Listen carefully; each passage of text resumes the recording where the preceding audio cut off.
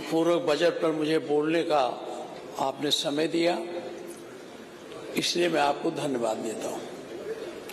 मान्यवर, हमारे संवैधानिक व्यवस्था में धन की कमी होने पर राज्य सरकार को विधानमंडल के द्वारा, भारत सरकार में पार्लियामेंट के द्वारा कंसोलिडेटेड फंड से पैसा लेने का प्राविधान है और उसी के चलते ये इस तरह से बजट लाया जाता है, अनुपूरक बजट लाया जाता है। ये हमारे यहाँ अनुपूरक बजट लाना कोई खराब नहीं है, कोई बहुत बुरा भी नहीं है, लेकिन बहुत अच्छा भी नहीं है, क्योंकि जब संविधान बनाया जाता है, जब आप बजट बनाते हैं तो आपको सारी संभावनाओं पर विचार करने की जरूरत रहती है कि हम कितना किस पर खर्च करेंगे, कितना हम रुपया लेंगे, कितना काम करेंगे। ये बनाकर तो आप बजट बनाते हैं। कहीं नई व्यवस्था हो जाए, कोई नई बात आपने वादा कर लिया, मुख्यमंत्री ने वादा कर लिया, मिनिस्टर ने वादा कर लिया, तो उसके लिए अनुपूरक लाया जाता है। अब बजट जो है, बजट में भी पैसा कम हो गया और आप अनुपूरक उसके लिए भी मांग रहे हैं, जबकि आपको बजट की संभावनाओं पर पहले से विचार करना चाहिए। ये बहुत बड़ी परंपरा बढ़ती जा रही है माननीय अधिष्ठाता महोदय, ये नहीं होना चाहिए। माननीय मुख्यमंत्री जी, आपने मूल बजट जो प्रस्तुत किया था वो था 88,73,606 करोड़, और फिर आप बजट ले रहे हैं 24,449,697 0.97 नहीं 24,496.97 करोड़ आप लीजिए, आपको अधिकार है। लेकिन इस पैसे का जो पहले आप लिए हैं उसका कहाँ खर्च हुआ? अब सरकार का कहना है इस अनुपूरक मांगों की धनराशि का वित्त पोषण कर एवं क्रेतर राजस्व से और अनुत्पादक व्यय कम करके किया जाएगा। इसको आप ऐसे पूरा, जबकि सरकार ने मूल बजट में कर प्राप्त का जो अनुमान लगाया था उसका इस छमाही में मात्र 35% ही प्राप्त हो। जितना आपने अनुमान लगाया था मूल बजट में कि हम इतना कर प्राप्त कर लेंगे, इस छमाही में आप 35.50 ही प्राप्त कर सके, 50% भी नहीं प्राप्त कर सके। और क्रेता राजस्व जो अनुमानित धनराशि से मात्र 29.43% ही प्राप्त कर सकी है। मूल बजट की धनराशि का वित्त पोषण अभी तक आधा भी नहीं हो सका। सरकार फिल्में बनाकर, फोटो बनाकर भाजपा की नीतियों के प्रचार प्रसार प्रकाशन से वित्त का पोषण करना चाहती है। सरकार इस अनुपूरक से इसके लिए बजट मांग रही है। मूल सबसे बड़ी बात है माननीय मुख्यमंत्री जी, जब आप बजट लेते हैं तो आप संभावना करते हैं आपके कंसोलिडेटेड फंड में उतना रुपया होगा। हम जानते हैं कि जब पैसा नहीं रहता तो पूरा बजट एक मुश्त अवमुक्त नहीं किया जाता है, थोड़ा थोड़ा करके अवमुक्त किया जाता है और काम धीरे धीरे आगे बढ़ता है। लेकिन अब 2 महीने बचे कुल, और आपका जो मुक्त धनराशि है अब कुल भी अभी तो उन्होंने हमारे उमा शंकर जी ने दिखाया, लेकिन हम बड़े बजट को दिखा रहे हैं, उसको नहीं दिखा रहे हैं। आवास विभाग में आपने 7,403 करोड़ रुपया मांगा था, जिसमें आपने आवंटित केवल 2,663 करोड़ किया। कुल बजट का पैसा आपने आवास विभाग में 32.15% दिया, लेकिन जो आपने दिया वो खर्च हो गया 79.50। ये रुपया जितना आपने दिया, जितना बाकी कब आवंटित होगा? ये व्यवस्था होनी चाहिए कि जब बजट पास हो जितना रुपया धीरे धीरे दिया जाए। ज्यादा मैं सब पर नहीं ध्यान आपको। अच्छा, जैसे उद्योग विभाग है, उद्योग विभाग में 25,166.84 आपका मूल बजट था। आपने खर्च करने को दिया कितना? 369.66 और कितना दिया? 23.32%। जो आपने दिया विभाग में उसको खर्च किया 92.15%। तो आप जब दिए तो विभाग की कोई कमी नहीं, विभाग ने खर्च किया अपने स्तर पर। यह कमी है कि आप मूल बजट जो पास किए वो विभाग को ट्रांसफर नहीं किए। जब विभाग को वित्तीय स्वीकृतियां नहीं जारी हुई जितने आपका था, तो काम कैसे होगा, रुक जाएगा। उद्योग विभाग का भाई हाल है। अब कृषि तथा संबंध विभाग, ये सब इसमें भी यही हाल है। आपने 2404.76 करोड़ का बजट पास किया मूल। आपने अभी तक जारी कितना किया, हो सकता है आप ले आए हो भी लिख के कि पहले से जारी कर दिए, अब जाएगा 12,276.21। कितना किया मूल बजट का, 35% 53। और विभाग ने कितना खर्च किया, जितना आपने दिया उसका 66.94% है। इसी तरह से कृषि का भी, सारे में कृषि का मूल बजट 9,078.24, जिसमें आपने उन्हें दिया कितना 5,317, 43% आपने बजट रिलीज किया। उन्होंने खर्चा किया 74%। तो विभाग का तो कोई दोष है नहीं। ये दोष तो अपने स्तर पर है, जितना रुपया मिलना चाहिए उतना नहीं मिल पा रहा है। इसी तरह तमाम है, कहाँ तक आपको बताएंगे। अब इसको तो आप जानते हैं, देख ही लेंगे। एक पर मैं और जो सबसे कम है उसको मैं बताना चाहता हूं। माननीय मुख्यमंत्री जी, अगर समय समय पर बजटरी समीक्षा होती रहे तो स्थिति ना हो। उसी समय आपको ध्यान हो जाएगा कि हमारे पास पैसा है कि नहीं। तो अब देखिए, चिकित्सा विभाग में पंडित जी तो है ही नहीं है, वो बहुत बोलते हैं। आपने कितना दिया था, 12,818.3, और आप जारी किए 8,277। और मूल बजट का आपने कितना दिया, 41.73। और विभाग ने खर्च कर दिया, जो दिया आपने 64.62। तो विभाग ने यहां भी खर्च किया। अच्छा, चिकित्सा विभाग में आयुर्वेदिक में आपने 1920.25 करोड़ दिया। इसमें आपने जारी किया 977, 41। और जब जारी किया तो उसका पूरे मूल बजट का कितना था, 31.95। और विभाग ने कितना खर्च कर दिया, जितना जारी हो गया 62.78। इसलिए बड़े पॉइंट है। अब नगर विकास का देखिए, पंडित जी बैठे ही हैं। नगर विकास विभाग में आपने दिया 22,272.24 मूल बजट में है। और आप जारी किए हैं 8,679.4।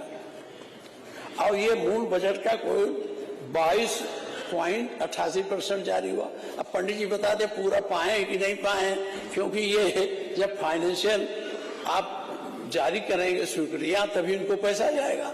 अब ये जानते ही नहीं होंगे इतना पाए कि नहीं पाए। और इन्होंने खर्च कितना किया, इनको दिया कितना आपने 22.88%। और इन्होंने खर्च कितना किया 58.72%। तो आप मुख्यमंत्री जी के निगरानी से बात कर लीजिए, पैसा ले लिया करिए। मंत्रियों को भी चाहिए कि वो जब उनके बजट में उतना पैसा न जाए तो मुख्यमंत्री से बात करना चाहिए। हिसाब सब पा गए हैं, अरे तो इसमें क्यों आ गया, हमारे पास क्यों आ गया कि नहीं पाए। नहीं, ठीक है, आपको कहना चाहिए। आप मंत्रिमंडल के सहयोगी हैं और पार्लियामेंट्री फॉर्म ऑफ गवर्नमेंट में यह बात है, मुख्यमंत्री के खिलाफ आप कुछ बोल भी नहीं सकते। हालांकि बहुत लोग बोलते रहते हैं, और जो बोलते रहते हैं कुछ लोग बाहर भी हो गए यहाँ। अब चिकित्सा विभाग में परिवार कल्याण में आपने दिया 16,355 करोड़ 0.32। और जारी कितना किया 9,525, 48%। अब खर्च किया उन्होंने 83%। मैं ज्यादा नहीं बताऊंगा, एक अब इस पे बात करेंगे तो लंबा चला जाएगा। मैं आगे बढ़ना चाहता हूं, मुख्यमंत्री जी को कुछ सुझाव भी दूंगा। राजस्व विभाग दैवीय विपत्तियों के संबंध में राहत में आपने 5,003 रुपया रखा और दिया कितना 1074, 12.66 आपने दिया, 58 पॉइंट। देखिए, दैवीय आपत्तियों के बारे में मुख्यमंत्री जी से आप कहना है, शहरों में तो कुछ हो, लेकिन गांव में आपत्तियां बहुत आती हैं। किसी का घर जल जाता है, किसी का लड़का डूब जाता है, किसी कोई परेशानी आ जाती है, तो इन्हीं दैवीय आपत्ति का जो पैसा आप जारी करते हैं, इसी पैसे से तहसीलदार उनको जो भी नियम है उनको देते हैं। जब पैसा नहीं रहता है तो हम लोग पास दौड़ते, बहु मेरा घर जल गया, हम कुछ नहीं पाए। हम लोग तहसीलदार के पास जाते हैं तो कहते साहब हमें बजट नहीं मिला, लेकिन बजट के बाद न रहे T20 में वो आहरण कर सकते हैं खजाने से, लेकिन वो लोग करते नहीं। इसलिए मेरा आपसे अनुमान है कि जो भी बचा है इसको दे दीजिए। और अनुपूरक में हमने इसको देखा नहीं कि आपने इसको अनुपूरक में रखा, इस बजट को बढ़ाना चाहिए जो राजस्व विभाग में दैवीय विपत्तियों के संबंध में है, और इससे बड़ी राहत हो जाती है। एक आदमी का घर जल जाता है, कपड़ा जल जाता है, आप 5,000 दे देते हैं, 5,000 में बेचारा अपना तन ढक लेता है, खाने के लिए ले आता है। बहुत से गांव में आग लगी है, मैं गया हूँ, पूरा गांव जल गया, खाने का सामान जल गया, कपड़ा जल गया, कुछ था ही नहीं। हम लोग चंदा इकट्ठा करके दिए, आपके तहसील में दौड़ते दौड़ते मर गए। 3-4 1-2 महीने बाद उनको थोड़ा थोड़ा रुपया मिला। तो इससे इसलिए मैं कह रहा हूँ ये बहुत जरूरी विभाग है गांव के लिए। अब शहर में तो जो आपत्ति है तो यहाँ भी वही विपत्ति है, इनको भी। अच्छा, आपत्ति का देखिए, आपत्ति भी गरीबे घरे आती है, बड़े घर नहीं आती। सांप माटी वाले घर में काटता, पक्के घर में नहीं काटता। तो विपत्तियां जो आती हैं वो गरीबों के घर में, दैवीय आपदाएं ज्यादा आती हैं वनस्पत संपन्न लोगों के, इसलिए इस पर आपको जरूर ध्यान देना चाहिए। अब लोक निर्माण विभाग जो हमारी सड़क का है, लोक अधिष्ठान का तो जान दीजिए तो मिलेगा उनको। भवन निर्माण में आपने भवन निर्माण में दिया 932 करोड़ लिया था, 245 दिया तो ठीक। लोक निर्माण विभाग संचार से, लोक निर्माण विभाग संचार साधन सड़क, इसमें दिया आपने 30,088.97 रुपया, और जारी कितना किया है 50%, 15,954.48, यानी 32.14 आपने किया। तो सड़क संसाधन आप कहते गड्ढा भर दो, हम खुद गए तो कैसा पैसा खत्म हो गया। कहाँ से खत्म हो गया पैसा, जब पैसा गया ही नहीं। अभी तो आप अपने भाषण में बताएंगे कितना, क्योंकि लाए होंगे कितना आपने जारी किया तो बताएंगे, हम भी आश्वस्त हो जाएंगे। जाके PDO इंजीनियर से कहेंगे मुख्यमंत्री ने कहा मैंने पैसा भेजा, कहाँ चला गया। तो आप इस सब में बहुत ज्यादा, इसी तरह से सब में एक चीज जरूर मैं कहना चाहूंगा, जब बजट बन जाए तो इसकी समीक्षा भी होनी चाहिए। आप करते होंगे, हम नहीं जानते। पहले जो हम लोग जब शुरू में MLA हुए और VP सिंह साहब यहाँ मुख्यमंत्री हुए तो जिलों में कमेटियां बनी थी, तो जो जिले का बजट होता था वहीं से बनकर यहाँ आता था विभाग वाइज, और यहाँ उसकी स्वीकृति होती थी। और स्वीकृति फाइनेंशियल स्वीकृति के बाद वो रुपया वहां जाता था। हम लोग उसका मीटिंग करके देते थे कितना रुपया आया, कितना कहाँ बनना है, कहाँ नहीं बनना है। तो उससे पैसे का भी हम लोग देख रेख करते थे और कामों का भी देख रेख होता है। लेकिन अब इस सरकार में आप ही को कहा है, सभी लोगों ने इसको कर दिया बंद। अगर ये व्यवस्था चालू हो जाए कि अब विधायक अपने जिले की योजनाओं को देखकर योजना के अंतर्गत एक प्रस्ताव बनावे और उसी के अनुसार आपको भेजे, आप उसकी जांच करा लीजिए। अगर जांच उचित है तो बजट में उसका प्रावधान करा दीजिए और उस बजट को आप जिले पर दे दीजिए। वहाँ हम लोग मॉनिटरिंग करके और सब करके उस बजट को सही ढंग से खर्च कराएंगे और हमको ध्यान रहेगा कितना रुपया है, कहाँ है। हम लोग जाने नहीं पाते। फिर हमारा PWD की सड़क है, आपकी कृपा नहीं हुई। ये इसलिए मैं कह रहा हूँ वहां होता तो बन जाता। एक सड़क थी वहां बिस्कोहर से, तुलसीपुर वाला नहीं है, ये बिस्कोहर से सिंगार जोत है, बड़ा भारी मंदिर। आप जहाँ मंदिर देखते हैं वहां सड़क दे देते हैं। हमारे यहाँ 2 मंदिर थी, आपने बढ़िया सड़क दे दिया, बन रही है, लेकिन ये नहीं दिया।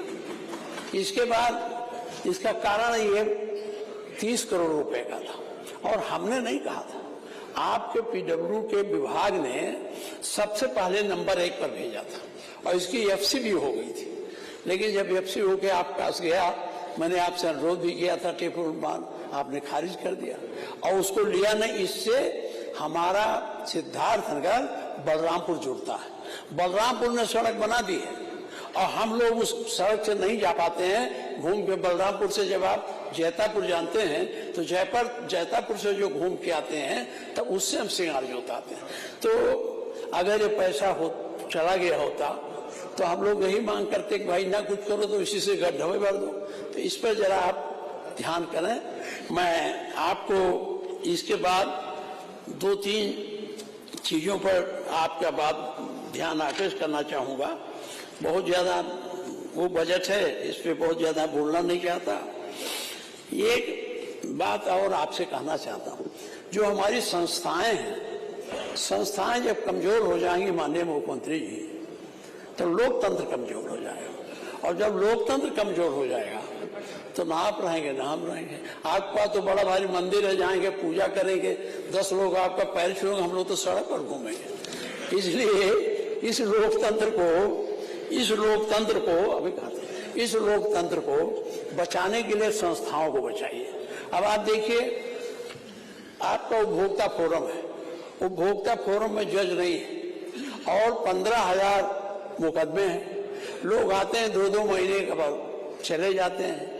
अब ये जज पोस्ट करना आप ही का काम है, ये हाई कोर्ट का नहीं है। तो जो आपका काम है, जब इतना आप मेहनत करते हैं तो इसको भी आपको देखना चाहिए कि फोरम भर जाए, लोग दौड़ के आते हैं, जाने न पाए।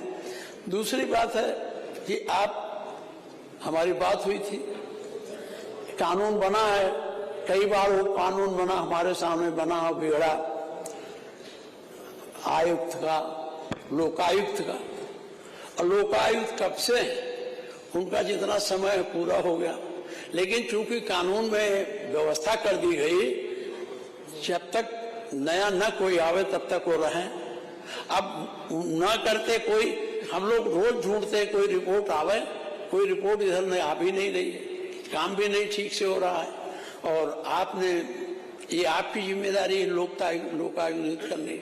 तो लोकायुक्त को आप नियुक्त करें 23 तारीख को। आप नाराज हो जाएंगे, एक सवाल कहने जा रहा हूं, आप जल्दी नाराज। आपने शिक्षा चयन आयोग बनाया, 3 चयन थे, माध्यमिक, प्राथमिक, उच्च स्तरीय। इनको आपने एक कर दिया, अच्छा किया। और गोरखपुर से एक प्रोफेसर को आपने उसका आदेश बना दिया था। जब मैं गोरखपुर गया तो यूनिवर्सिटी में गया तो लोगों में बड़ा उत्साह था कि माननीय मुख्यमंत्री जी ने हमारे यूनिवर्सिटी के प्रोफेसर को उसका अध्यक्ष बना दिया। बड़ी खुशी है, हमको भी चाय पिलाया लोगों ने। अब बाद में पता नहीं क्यों चला कि वो चली गई। और आपने वो पद शिक्षाविद का है, वो पद पुलिस से आने वालों लोगों का नहीं है। वहां एक आपके नॉलेज में कोई शिक्षाविद हो जो शिक्षा संस्थाओं के बारे में जाने, शिक्षा के बारे में जाने, वहां उसको बर्तन लगे। आपने रिटायर्ड डीजी को कर दिया। हम नहीं कहते कि उनको पद न दें, कहीं अच्छी जगह इससे दे सकते थे। यहाँ किसी शिक्षाविद को देना चाहते जिससे इसकी मर्यादा बढ़ती, और मर्यादा बढ़ती। अच्छा, इसी के लिए आपने इतने नहीं किया, कानून बदल दिया। कानून बदल दिया क्योंकि ये उसके समकक्ष हो नहीं रहे थे। तो अगर इन्हें बनाना था, इससे बड़ा आप बड़े पद पर कर देते। नहीं, शिक्षा के विभाग में शिक्षा की समस्याओं को जितना एक शिक्षाविद, एक वाइस चांसलर, एक प्रोफेसर समझेगा, उतना ही नहीं समझ पाएंगे। अब आप कहेंगे तो अपॉइंटमेंट करेंगे, अपॉइंटमेंट तभी करेंगे जब जानेंगे सही ढंग से। ये कमजोर करने की प्रक्रिया प्रारंभ हो गई है, ये नहीं होनी चाहिए। ये एक बात और मैं कहना चाहूंगा, आपने जो इसमें पैसा मांगा, सूचना विभाग का अनुपूरक के बाद मांगा है, पहले बजट के बाद अनुपूरक में मांगा है। सूचना विभाग में कहाँ चला गया कागज? होगा, वो आया है बजट, बाबा जानते होंगे कितना है, लिखे होंगे। ये इतना बजट सूचना विभाग में जाता रहा है किस लिए? प्रचार के लिए, और प्रचार तंत्र के माध्यम से जो मीडिया वो आपके दबाव में रहती है, इसलिए मीडिया स्वतंत्र नहीं हो पा रही है। प्रचार तंत्र के माने जब आप कोई न्यूज विज्ञापन देते हैं तो उससे उनको धनराशि होती है, धनराशि मिलती है, तो वो हम लोगों की बात सुनते ही नहीं। हम तो हमारे जिलवा में हम जाते हैं तो कुछ बोले तो कुछ विज्ञापन मांगते हैं, तो वह हम कहाँ विज्ञापन दे पाएंगे। एक सज्जन आए यहाँ के, और अपना सामान उमान लेके कहे मैं इंटरव्यू लूंगा। हमने कहा हमारा क्यों इंटरव्यू लोगे? जब इंटरव्यू ले चुके तो उन्होंने कहा ऐसा करिए कि हम एक विज्ञापन लेंगे। तो कहा कितना विज्ञापन? सोचे 1500 का होगा। कहा नहीं, 13 लाख का हम उसमें आपको दिखाएंगे। तो उन्होंने कहा महात्मा चाय पी लो, जाओ अपना सामान उठाओ, हमारे पास ये नहीं है। एक बार वो पत्रकार महोदय हार गए जब, तो हमसे कैसे गाड़ी में तेले दे दो, हम अपने चुप मुख्यालय तक चले जाएं। तो हमने कहा भाई ये काम हमारे पास नहीं है, ये राज्य सरकार के पास है, सरकार ये देगी तब लेना। ये है विज्ञापन। अच्छा, वो जब आपसे नहीं पाते हैं तो हम लोग पास दौड़ते हैं। लखनऊ में तो कम, गांव में तो आप भी जाते होंगे, आपके डर के मारे तो नहीं बोलते, हम लोग साधारण है, हम लोग का गला दबा लेते हैं। कहते उन्हीं का छपेगा जो विज्ञापन देगा। तो कहाँ इतना रुपया हम लोग पास इनको पे। अच्छा, विज्ञापन भी थोड़ा नहीं है, नाप के देते हैं, उसको तीसरे पन्ने में लिखा लेंगे। आप छोटा सा देंगे, इसके बाद उसको कहेंगे आपका 10,000 हो गया, 20,000 हो गया। तो ये जो आप विज्ञापन की प्रथा चल रहे हैं, इस विज्ञापन को हम लोगों को, जैसे आपने हम लोगों को दे दिया 5 करोड़, तो इस विज्ञापन में कुछ हिस्सा दे दीजिए जिससे हम लोग भी अपना विज्ञापन दे सकें। ये मैं आपसे कहना चाहता हूँ। बहुत बड़ी धनराशि आप ले रहे हैं। अब धनराशि इसके लिए लेना कोई बुरा नहीं है, विज्ञापन होना चाहिए, सरकार की नीतियों का होना चाहिए, कार्यक्रमों का होना चाहिए, लेकिन कार्यक्रम में इतना ज्यादा पैसा मंगा के और केवल पत्रकार और टेलीविजन वालों को दे के खुश करना, हमारा अमूल्य पैसा इसके लिए जाए। प्रचार तो ऐसे हो जाता है, जब आपके गांव में जाएगा, आप कोई योजना चलाएंगे, गांव वाले जान जाएंगे। ये करें या ना करें, जब योजना गांव में चलेगी तो सब जान जाते हैं। तो इसलिए आपने इस पे बहुत पैसा लिया, इसलिए मैं इसकी आलोचना करता हूं। दूसरी बात है, आपका नमाम गंगे पर इतना पैसा आया, उसका कोई हिसाब नहीं है। और आप तो ईमानदार मुख्यमंत्री हैं, आपको कोई मोह भी नहीं है, माया भी नहीं है, आप एक सन्यासी हैं। तो इस नमाम गंगे में जो पैसा खर्च हुआ, कहाँ हुआ, कहाँ जा रहा है, जब पूछो तो कहते थे पानी सप्लाई हो गई, पानी गिर रहा है, और अभी टंकी लगी, टंकी गिर जाती है। तो इसका हिसाब होना चाहिए। ऐसा नहीं है अब फिर आपने उसके लिए पैसा मांग लिया, जब उसमें ऑलरेडी पैसा है तो फिर पैसा लेने की क्या जरूरत है। आपके पास इसमें जो रुपए बचे हैं, इनको अगर आप देंगे, आप भी होशियारी करते हैं, आप ट्रेजरी को नीचे नहीं आने देते। अब ये बजट का पैसा जब आप नहीं सप्लाई करें तो पैसा ट्रेजरी में है, ट्रेजरी आपकी हाई रहेगी। जब ट्रेजरी हाई रहेगी तो आपको रिजर्व बैंक जितना पैसा निकालने चाहो उतना आपको निकालने देगा।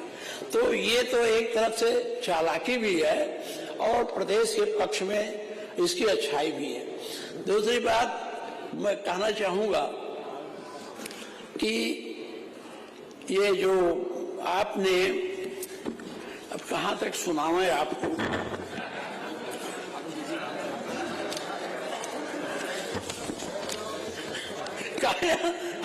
हम नहीं सुनाएंगे आपको, हम तो आपका बहुत सुने हैं, आप तो हमारे क्षेत्र में जाके हमको सुनाते हैं। हम तो गोरखपुर गए तो हमको सुनाने नहीं दिया आपने। आप हमारे क्षेत्र में न जाने कितनी बार गए।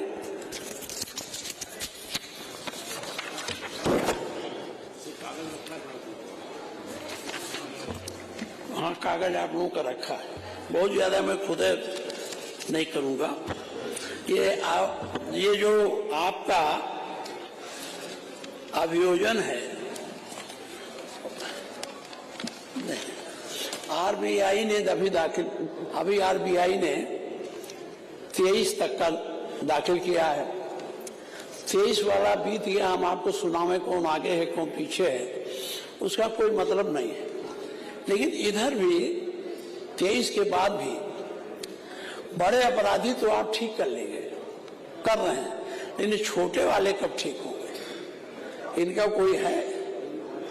और छोटे वाले चूंकि सरकारी सत्ता के लोगों से कहीं न कहीं मिले रहते हैं, तो हम लोग कुछ नहीं कर पाते।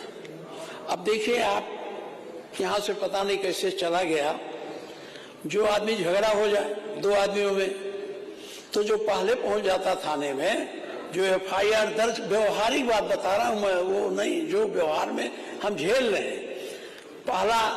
पहले बार आदमी अपना मुकदमा दर्ज करा दे तो दूसरे का लिखे नहीं जाता है।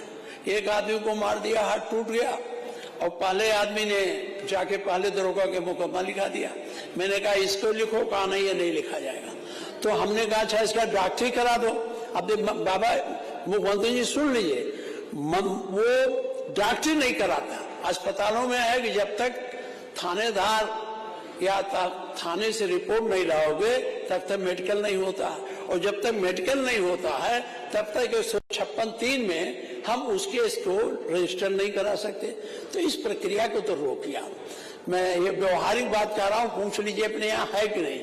मैं खुद कप्तान से कहा, कप्तान ने कहा साहब ने ऐसे एक रहेगा, कहते कहते हार गया, किसको भी दर्ज करा दो, न दर्ज कराओ, कोई दफा करा दो, जिससे ये आदमी अपना मेडिकल तो करा ले, नहीं किया।